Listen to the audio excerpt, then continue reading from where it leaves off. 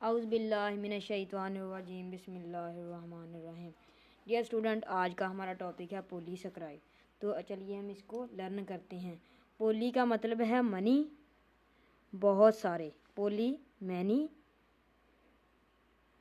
Saccharide mean सक्रान यानी कि sugar, बहुत सारे जिसमें कार्बोहाइड्रेट ग्रुप मौजूद होते हैं, बहुत सारे सेकेराइड ग्रुप मौजूद होते हैं, उसको पॉलीसेकेराइड कहते हैं। चलिए हम इसकी करैक्टरिस्टिक बयान करते हैं। Characteristics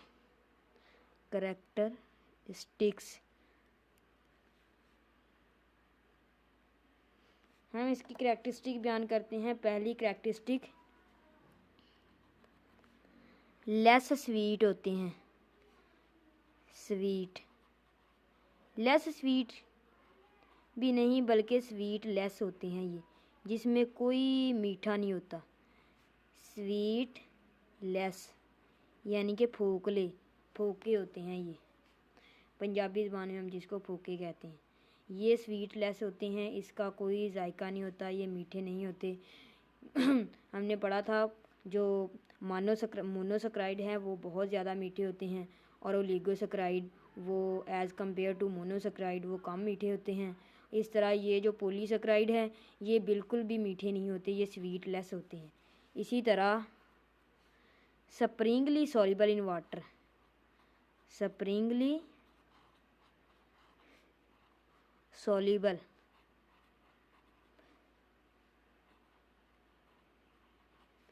in water. Sprüngli many बहुत कम, थोड़ा सा, बहुत कम या थोड़ा। ये बहुत थोड़े पानी में हल होते हैं, बहुत कम हद तक ये पानी में हल होते हैं, बहुत थोड़े हल होते हैं, बहुत कम पानी में हल होते हैं। तीसरी प्रॉपर्टी ये है कि ये कम्प्लेक्स कार्बोहाइड्रेट्स हैं। कम्प्लेक्स कार्बोहाइड्रेट्स हैं, ये कम्प्लेक्स कार्बोहाइड्रेट्स है। कम्प्लेक्स कार्बोहाइड्रेट इसलिए हुए क्योंकि इनमें बहुत सारे वो होते हैं मोनोमर मिलकर एक बड़ा पॉलीसेकेराइड बनाते हैं, जिसकी बिना पर ये कम्प्लेक्स कार्बोहाइड्रेट होते हैं, क्योंकि बहुत सारे मोनोमर एक दूसरे के साथ मिलकर एक बड़ा पॉलीसेकेराइड बनाते हैं। इस तरह जब भी कोई बड़ा कंपाउंड हो उसको हम कम्प्लेक्स कंपाउंड कहते हैं। इस तरह ये कम्प्लेक्स कार्बोहाइड्रेट होते हैं। जब हम इसको हाइड्रोलाइज्ड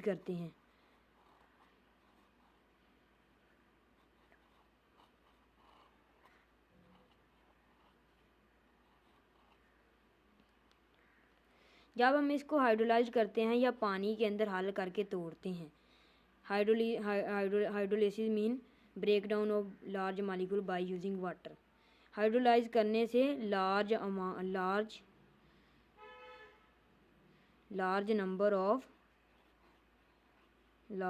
नंबर ऑफ ग्लूकोज ये पैदा करते हैं। जब हम इनको हाइड्रोलाइज करते हैं तो ये ग्लूकोज के बहुत सारी तादाद को बनाते हैं, खारिज करते हैं, या इनसे निकलती है बहुत ज़्यादा ग्लूकोज, इनमें से खारिज होते हैं जब हम इनको हाइड्रोलाइज करते हैं।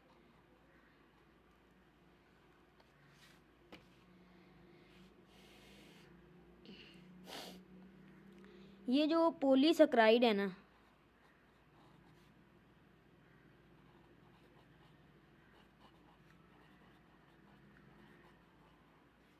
ये बनते हैं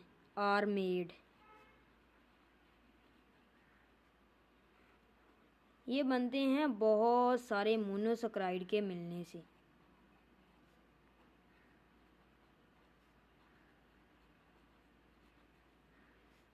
और ये मोनोसेकेराइड जो होते हैं बहुत सारे, ये ग्लाइकोसाइडिक बॉन्ड के ज़रिए जुड़े होते हैं।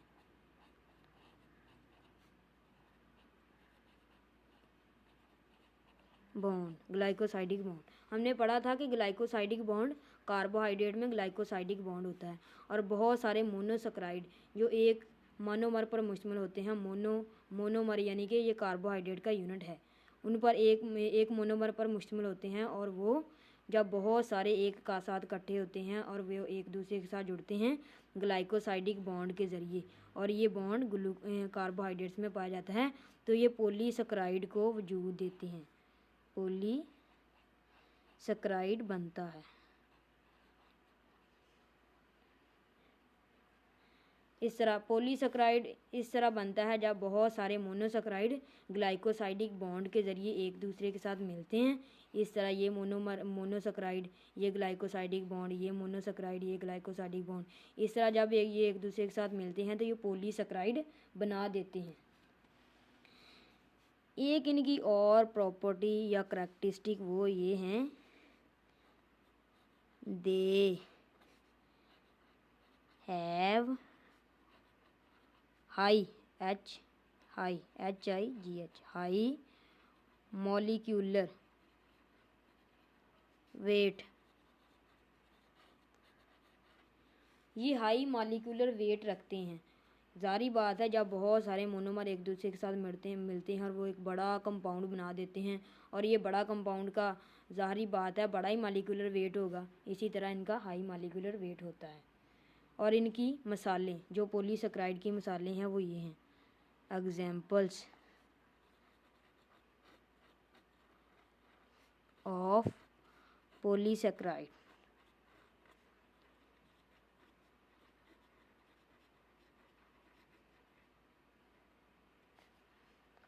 Number 1 starch,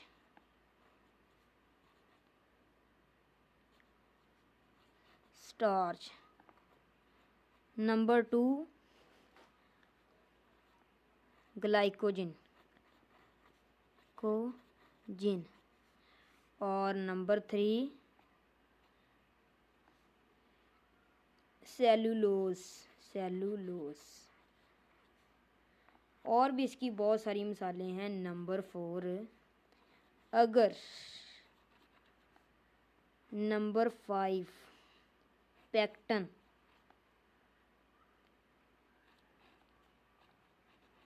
number 6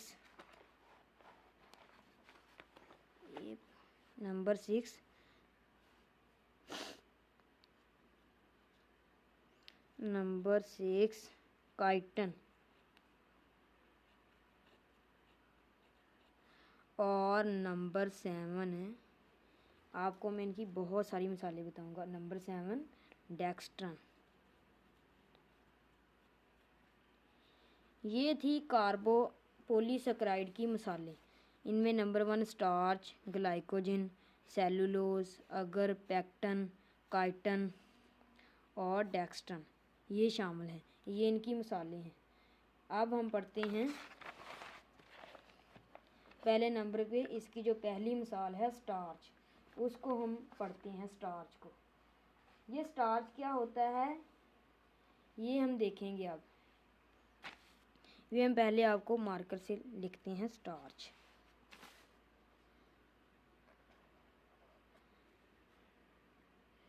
TARCH starch. ये डियर स्टूडेंट स्टार्च क्या होता है और ये किन चीज़ों में पाया जाता है मैं आपको ये बताता हूँ। नंबर 1 ये पाया जाता है फाउंड इन फ्रूट्स। ये फ्रूट्स में पाया जाता है। ये एनिमल्स में और पौधों में, ये एनिमल्स में और प्लांट में दोनों में मेन सोर्स ऑफ कार्बोहाइड्रेट्स है। मेन सोर्स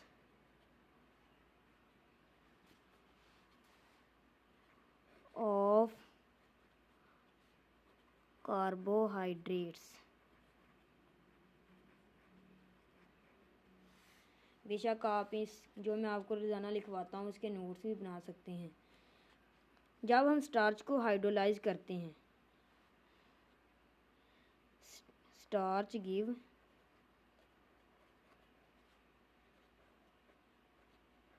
मैनी मॉलिक्यूल्स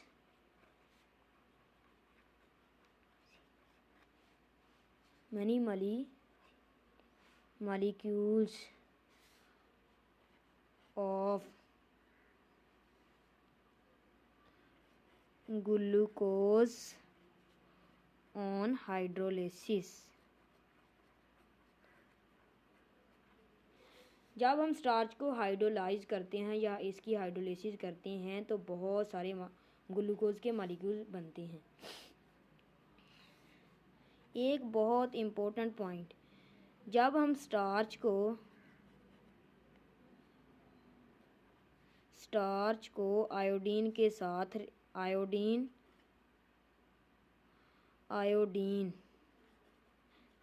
साथ रिएक्ट करवाते हैं, जब हम स्टार्च का और आयोडीन का रिएक्शन करवाते हैं तो जो रिजल्टिंग प्रोडक्ट, जो नतीजे के तौर पर बनने वाला प्रोडक्ट होता है, उसका कलर या जो जब हम इन दोनों स्टार्च के ऊपर आयोडीन को डालते हैं तो ये जो स्टार्च है इसका कलर ब्लू हो जाता है, नीला हो जाता है।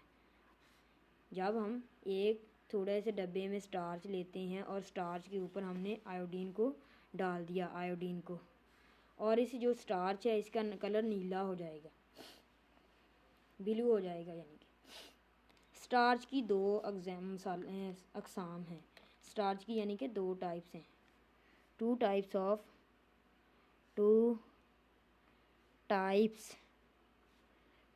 Of starch. स्टार्च की दो मिसालें हैं।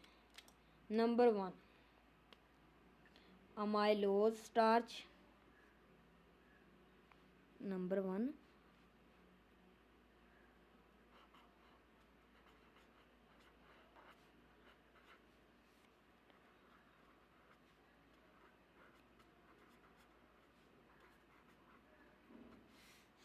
अमाइलोज स्टार्च और एक नंबर 2 अमाइलोपेक्टिन।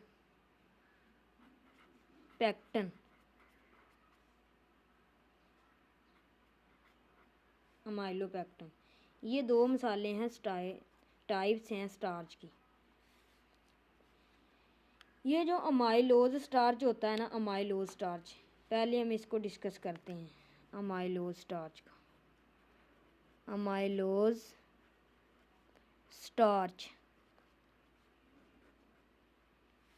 हम इसको डिस्कस करते हैं। पहले नंबर पे अमाइलोज जो स्टार्च होता है ये अनब्रांच होता है, यानी कि इसकी कोई ब्रांच नहीं होती, ये इसके मॉलिक्यूल में कोई ब्रांच नहीं होती। अमाइलोज स्टार्च जो है, पहली इसकी खसूसियत क्या है, अनब्रांच, यानी कि इसमें कोई इसके मॉलिक्यूल या इसके कंपाउंड का जो मॉलिक्यूलर फार्मूला है इसमें कोई ब्रांच नहीं होती, ये सिंपल इस तरह होता है। और नंबर 2 ये पानी जो हॉट वाटर होता है ना उसमें सॉल्युबल होता है, हॉट वाटर में।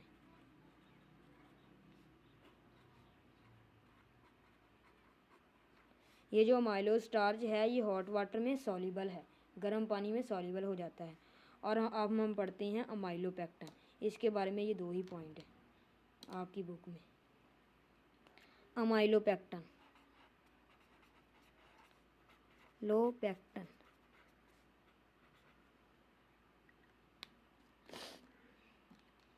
ये जो अमाइलोपेक्टिन होता है ना ये ब्रांड होता है। इन दोनों में ये फ़र्क बयान कर लो, जो अमाइलोज स्टार्च होता है ये अनब्रांड होता है और जो अमाइलोपेक्टिन होता है ये ब्रांड होता है। नंबर 1 ब्रांड और नंबर 2 ये ना तो हॉट वाटर में सॉल्युबल होता है और ना ही कोल्ड वाटर में सॉल्युबल होता है।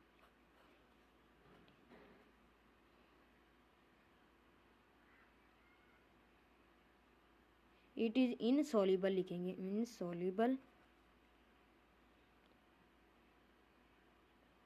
सॉल्युबल इन हॉट और कोल्ड वाटर। ये ना तो ठंडे पानी में, गर्म पानी में सॉल्युबल होता है और ना ही ठंडे पानी में सॉल्युबल होता है। ये तो हमने स्टार्च पढ़ लिया। स्टार्च के बारे में हम दोबारा रिवीजन करते हैं। स्टार्च ये फ्रूट्स में पाया जाता है। स्टार्च बहुत बड़ी मकदार में फ्रूट्स में पाया जाता है। स्टेम ट्यूबर यानी कि पोटैटो में पाया जाता है। करील में पाया जाता है। मेन सोर्स ऑफ कार्बोहाइड्रेट्स ये एनिमल्स और प्लांट्स में यानी कि जो प्लांट्स होते हैं उनमें ग्लूकोज की जो स्टोर फॉर्म होती है वो स्टार्च होती है। ये एनिमल और प्लांट में कार्बोहाइड्रेट का मेन सोर्स है, मेन ज़रिया है। यानी कि हम कार्बोहाइड्रेट से बहुत सारा ग्लूकोज यानी कि कार्बोहाइड्रेट हासिल कर सकते हैं। जब हम इसको हाइड्रोलाइज करते हैं स्टार्च को तो बहुत से मालिक्यूल ग्लूकोज के बहुत सारे मालिक्यूल बनते हैं। इसी तरह ये आयोडीन के साथ ब्लू कलर देते हैं। इनकी दो टाइप्स हैं, अमाइलोपेक्टन, अमाइलोज स्टार्च और माइलोपेक्टन। ये जो अमाइलो स्टार्च है ये अन ब्रांच होती है और ये हॉट वाटर में सॉल्युबल होती है। और जो अमाइलोपेक्टन है ये ब्रांड है और ये ना तो ठंडे पानी में सॉल्युबल है और ना गर्म पानी में सॉल्युबल है। अब हम पढ़ते हैं ग्लाइकोजन, बहुत इम्पोर्टेंट। ग्लाइकोजन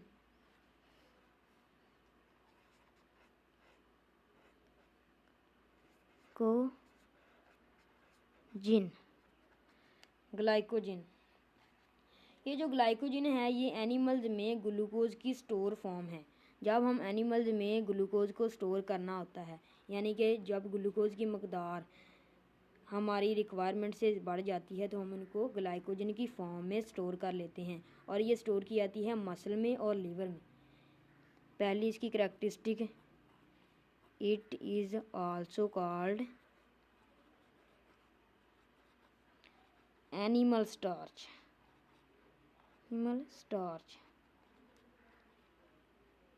ये एनिमल स्टार्च भी कहलाती है और ये चीफ स्टोरेज कंपाउंड है ग्लूकोज का। एनिमल में चीफ यानी कि बड़ा, स्टोरेज स्टोर करने वाला कंपाउंड, चीफ स्टोरेज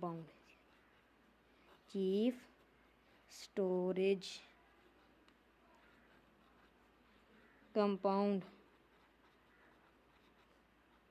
इन एनिमल्स में ये एनिमल्स में चीफ स्टोरेज कंपाउंड है यानी कि सबसे बड़ा कंपाउंड है जिसको स्टोर किया जाता है।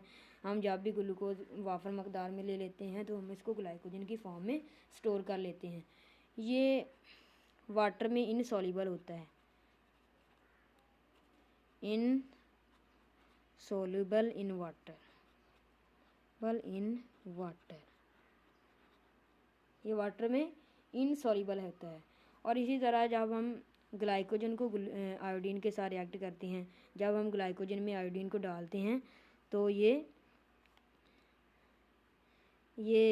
रेड कलर देता है। It gives red colour with iodine. ये आयोडीन के साथ रेड कलर देता है। जब हम ये जो ग्लाइकोजन है इस चीज़ में हमारे पास और इसमें हम आयोडीन डालते हैं इस पर तो ये इसका कलर रेड हो जाता है। ग्लाइकोजन का कलर रेड हो जाता है जब हम इस पर आयोडीन को डालते हैं। और इसी तरह ये भी बहुत सारे मालिक्यूल को देता है हाइड्रोलिसिस पर। Gives many molecules of glucose on hydrolysis. जब हम इसको भी ग्लाइकोजन को भी हाइड्रोलाइज करते हैं तो ये बहुत सारे मॉलिक्यूल देता है ग्लूकोज के। ये तो हुआ ग्लाइकोजन का टॉपिक मुकम्मल। इसकी हमने 5 करैक्टरिस्टिक पढ़ी हैं। Glycogen it is also called animal starch, ये एनिमल स्टार्च भी कहलाती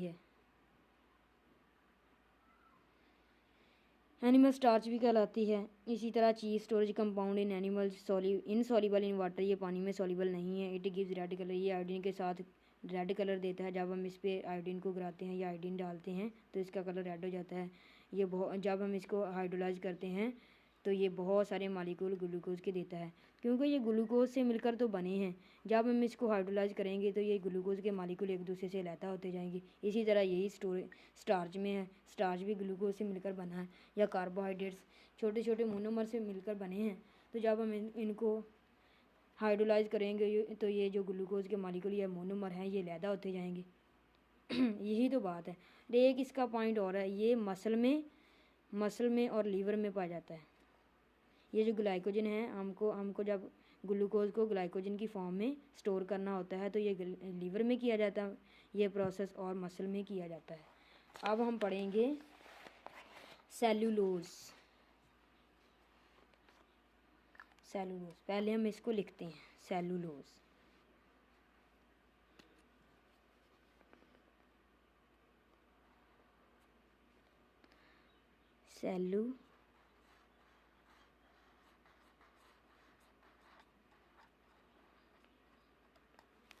सेलुलोज इसके बारे में एक बहुत इम्पोर्टेंट बात, ये सबसे ज़्यादा अबंडेंट यानी कि सबसे ज़्यादा तौर पर पाया जाने वाला कार्बोहाइड्रेट्स है। Most abundant compound in nature. Carbohydrate most abundant carbohydrates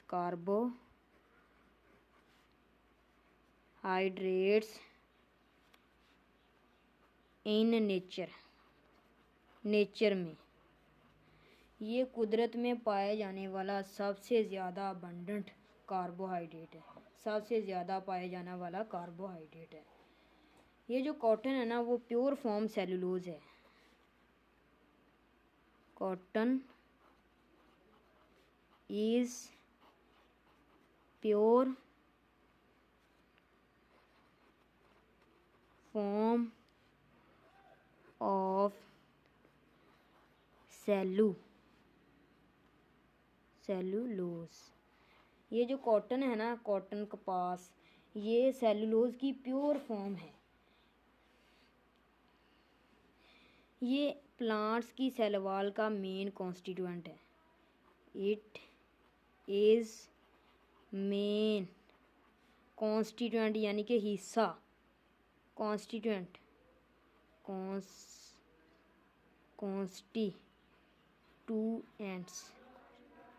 ये मेन हिस्सा है। इट इज़ मेन कॉन्स्टिट्यूएंट, ये बड़ा हिस्सा है of cell wall of plants.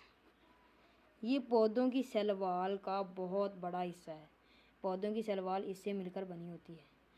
ये तो पानी में किसी तौर पे भी हल नहीं होता। कभी सुना है कि कपास पानी में हल हो जाए? मैं इसको ले लेता हूँ हाईली इनसॉल्युबल, किसी तौर पर भी इन वाटर, ये किसी तौर पे भी पानी में सॉल्युबल नहीं होता।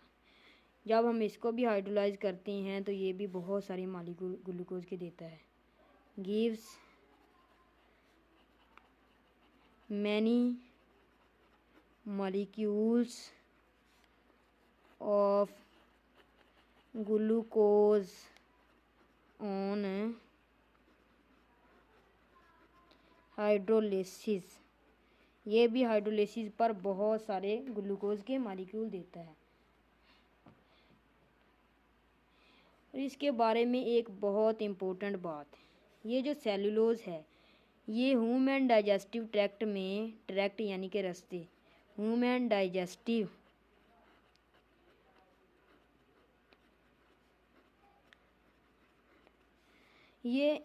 डाइजेस्टिव ट्रैक्ट में किसी तौर पर भी हजम नहीं किया जा सकता। इसको इंसानी मैदे में हजम नहीं किया जा सकता। ताहम जो हर्बीवोरस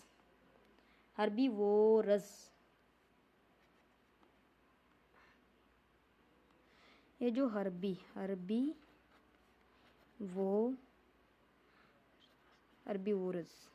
ये जो हर्बीवोरस यानी कि ये जो घास खाते हैं जानवर, ये जो चारे उन्हें सब्ज़ चारे पे इन्हिसार करते हैं, पौधों पे इन्हिसार करते हैं, ये इनके डाइजेस्टिव ट्रैक्ट में यानी कि इनके ये जो हज़म करने का निज़ाम में हज़म हो जाते हैं। क्योंकि इनके ये जो डाइजेस्टिव ट्रैक्ट में बहुत सारे माइक्रो ऑर्गेनिज़म होते हैं।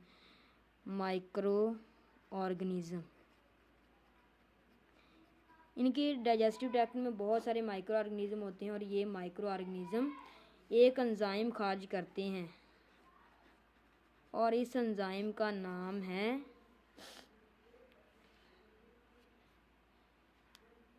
Digestion of cellulose,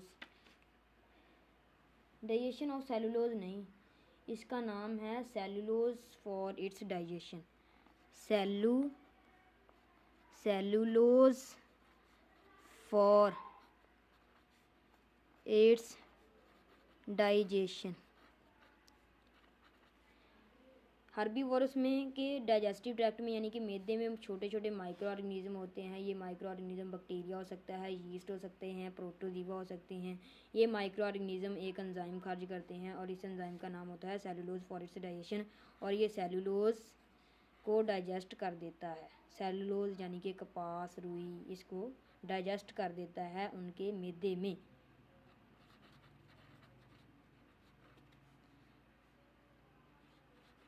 cellulose. अब मैं आपको ग्लाइकोजन स्टार्च का और सेलुलोज का स्ट्रक्चर बनाना समझाता हूँ। इसका स्ट्रक्चर इस तरह है। पहले हम बनाते हैं स्टार्च का स्ट्रक्चर। ये एग्ज़ाम में कई बार आ सकता है, ये लॉन्ग में भी कई बार आ चुका है। स्टार्च का स्ट्रक्चर हमने पढ़ा था ऐसे, ये जो ग्लूकोज रिंग,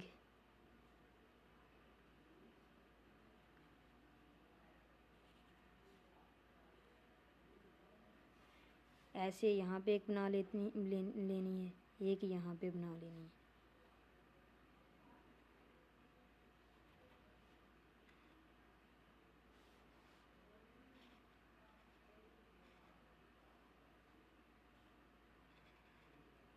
ओहो, यहाँ पे ये नीचे को आ जाना है, ये यहाँ से हो जाना है ऐसे। ये है स्टार्च का स्ट्रक्चर, ये मैं आपको पूरा बना के दिखाता हूँ। यहाँ पे इसको भी यहाँ से नीचे खींचना है, इसको भी यहाँ पे यहाँ से ऐसे मिला देना है, इसको ऑक्सीजन, और यहाँ से भी इसी तरह ऐसे नीचे को जाएगा ऑक्सीजन और इसके साथ ऐसे ये मिल जाएगा, और यहाँ से भी इसमें से ऐसे निकलेगा और यहाँ ऑक्सीजन।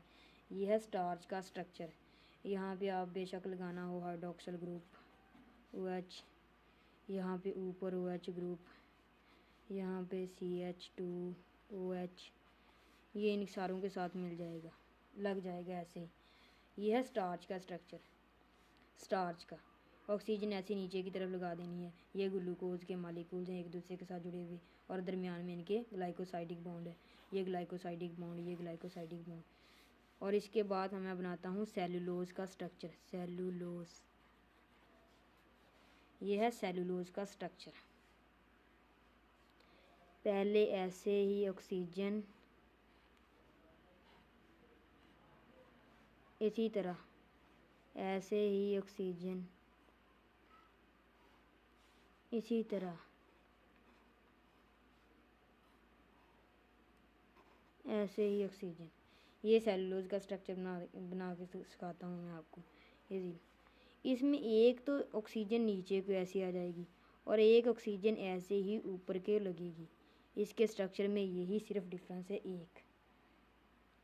एक नीचे को एक ऊपर को ऑक्सीजन, और इससे भी इसके भी एक ऊपर को, और ऐसे ये नीचे को ऑक्सीजन। यहाँ पे भी OH हाइड्रोक्सिल ग्रुप लगेगा, नीचे हाइड्रोक्सिल ग्रुप, इधर H, इधर H, इधर CH2OH, यहाँ पे भी हाइड्रोक्सिल ग्रुप ऊपर, इधर H, इधर OH, इधर H, Ci2OH। ये आपको बनाना आ जाएगा इस तरह। ये प्रैक्टिस कर लेनी है आपने, बहुत इंपॉर्टेंट है ये स्ट्रक्चर। ये ऑक्सीजन के मॉलिक्यूल मिलते हैं ग्लाइकोसाइडिक लिंकेज के ज़रिए। इसमें ये नीचे को ही होगी ग्लाइकोसाइडिक लिंकेज, और ये इसमें एक नीचे, एक ऊपर, एक नीचे को और एक ऊपर को। ये स्टूडेंट आज का टॉपिक हमारा यहाँ पे ख़त्म हुआ। हम मिलेंगे नए टॉपिक के साथ।